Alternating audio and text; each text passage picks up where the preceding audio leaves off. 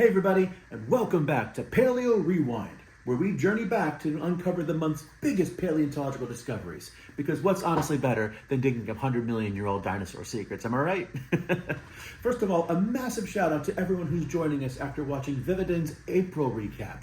I mean, I'm a little partially fond of the giant fish lizard from the Severn River, you know, the ichthyotitan, but I might be a little biased on that one. Joining me today, as always, are my faithful friends, Poe the Deinonychus and Ajax the baby Apatosaurus, who is definitely not eating my leftover snacks.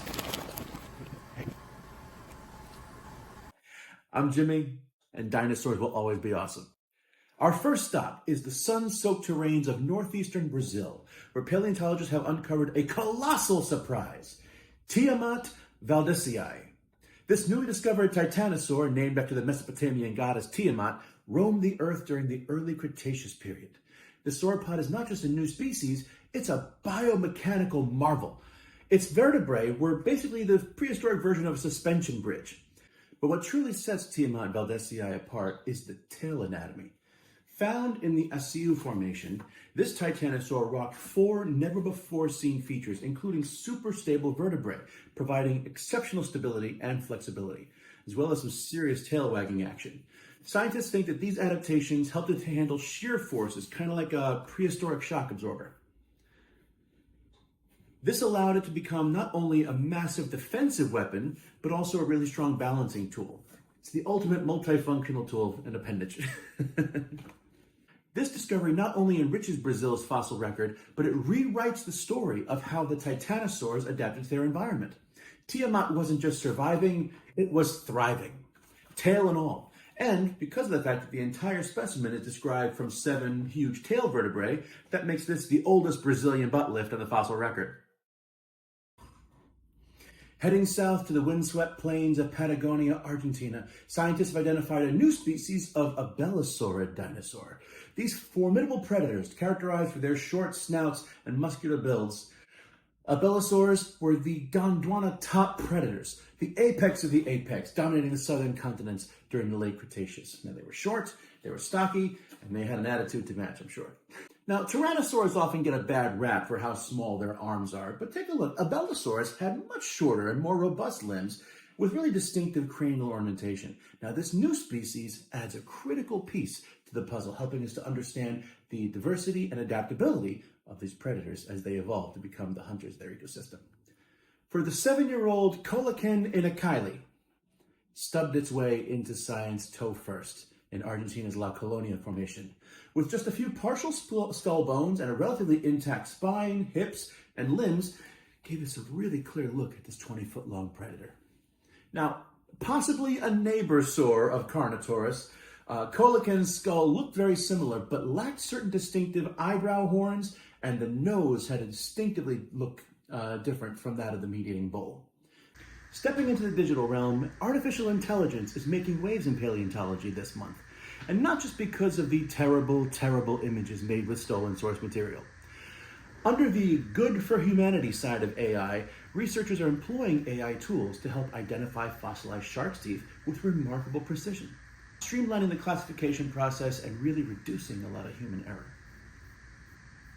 By analyzing vast data sets of scan models and photographic collections, AI can detect subtle patterns and correlations that might otherwise elude human observers, leading to more accurate reconstructions of our ancient ecosystems.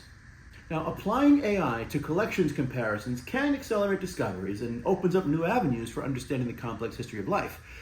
But like any other tool, it's going to need a blend of review and responsibility to be used properly. Venturing to the heart of Africa in Zimbabwe's mid-Zambezi region, paleontologists have discovered Musquasensis, a new sauropodomorph from the late Triassic period. This herbivorous dinosaur, which weighed around 390 kilograms, adds a significant chapter to our understanding of dinosaur evolution on the African continent. Interestingly, Musquasensis appears closely related to contemporary species found in South Africa and in Argentina, highlighting the interconnectedness of the prehistoric ecosystems across Gondwana. Remember, the Triassic period didn't have an Atlantic Ocean at that point. We were still one big continent of Gondwana and Larmidia. And so having this creature show up on both sides really underscores the rich paleontological heritage and pivotal role in the story of understanding evolution. Every fossil on Earth opens a window to a world of the long past, and Musquasensis provides invaluable insights to the diversity and distribution of the early dinosaurs. Now let's switch things up for a moment and talk about skin care. Because let's be honest, even the dinosaurs needed to keep it fresh. Fossils of Ceratosaurus reveal a mix of scales and feathered regions, proving that this dino was a skincare and self-care icon. This pint-sized parrot face from prehistoric China has turned up some incredibly intact specimens in the recent years, from the bones to the skin to the stomach contents, and of course, our best understanding of a dinosaur's butt in decades. But recent studies, published in May of this year, unveil astonishing details about the integument, meaning the fancy word for skin, revealing a mosaic of scaly and feathered regions. Under ultraviolet light, scientists observed that the Ceratosaurus retained certain areas that were reptile-like scales across most of its body, while other places exhibited these little proto-feathers. This zone development suggests that the feathers and their associated skin structures evolved together in specific body regions, offering insights into the gradual transition from dinosaurs to modern birds. And it gets better.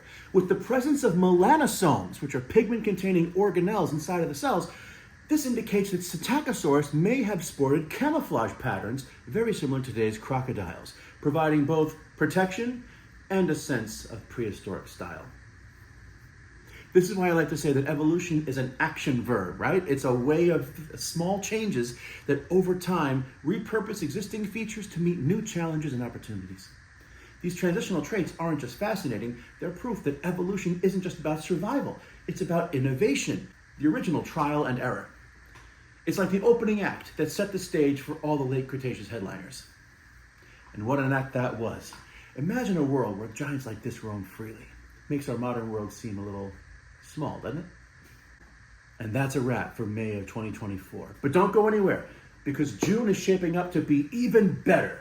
And my buddy Duplex Does Art will join us tomorrow to illustrate and illuminate the best of next month's paleontology discoveries. Trust me, you're going to want to see what they create.